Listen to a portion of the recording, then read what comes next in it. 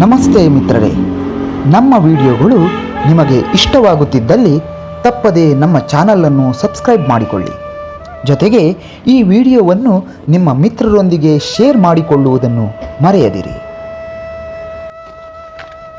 ಈಗ ಗೀತೆಯ ಗುಣತ್ರಯ ವಿಭಾಗ ಯೋಗವನ್ನು ಸ್ಮರಣೆ ಮಾಡಿಕೊಳ್ಳುತ್ತಾ ಶೀರ್ಷಾಸನವನ್ನು ಹಾಕುವುದು.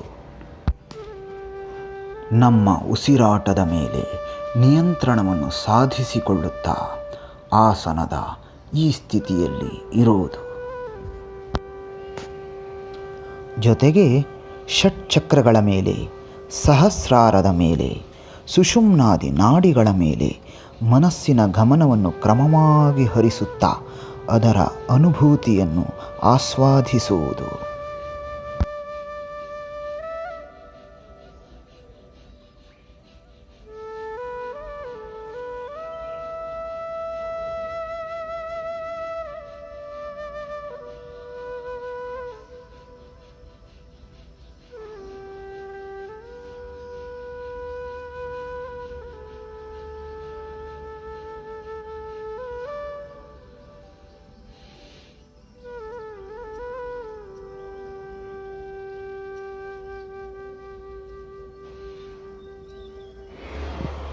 ಓಂ ಮೂಲಾಧಾರಾಯ ನಮಃ, ಸ್ವಾಧಿಷ್ಠಾನಾಯ ನಮಃ, ಮಣಿಪೂರಕಾಯ ನಮಃ, ಅನಾಹತಾಯ ನಮಃ, ವಿಶುದ್ಧಾಯ ನಮಃ, ಆಜ್ಞಾಯ ನಮಃ. ಓಂ ಸಹಸ್ರಾರಾಯ ನಮಃ, ಇಡಾಯೈ ನಮಃ, ಪಿಂಗಳಾಯೈ ನಮಃ. ಓಂ ಸುಷುಮ್ನಾಯೈ ನಮಃ. ಈಗ ಗೀತೆಯ ಪುರುಷೋತ್ತಮ ಯೋಗವನ್ನು ಸ್ಮರಣೆ ಮಾಡಿಕೊಳ್ಳುತ್ತಾ ವಜ್ರಾಸನದಲ್ಲಿ ಕುಳಿತುಕೊಳ್ಳುವುದು. ನಮ್ಮ ಉಸಿರಾಟದ ಮೇಲೆ ನಿಯಂತ್ರಣವನ್ನು ಸಾಧಿಸಿಕೊಳ್ಳುತ್ತಾ ಆಸನದ ಈ ಸ್ಥಿತಿಯಲ್ಲಿ ಇರುವುದು.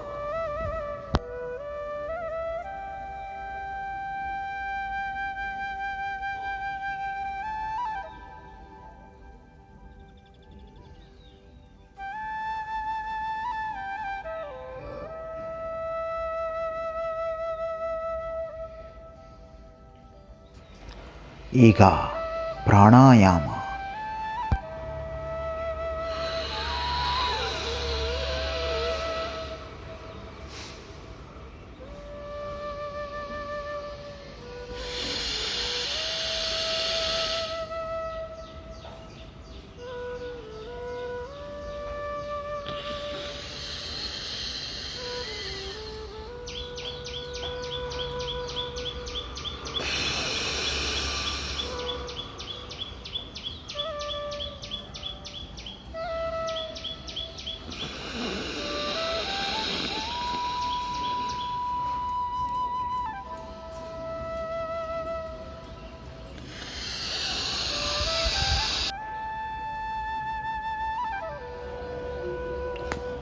ಈಗ ವಿಶ್ರಾಂತ ಸ್ಥಿತಿ.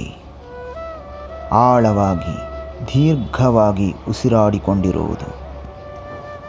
ನಮ್ಮ ದೇಹ ಹಗೂರವಾಗಿರುವುದನ್ನು, ಮನಸ್ಸು ಪ್ರಶಾಂತವಾಗಿರುವುದನ್ನು ಗಮನಿಸಿಕೊಳ್ಳುವುದು.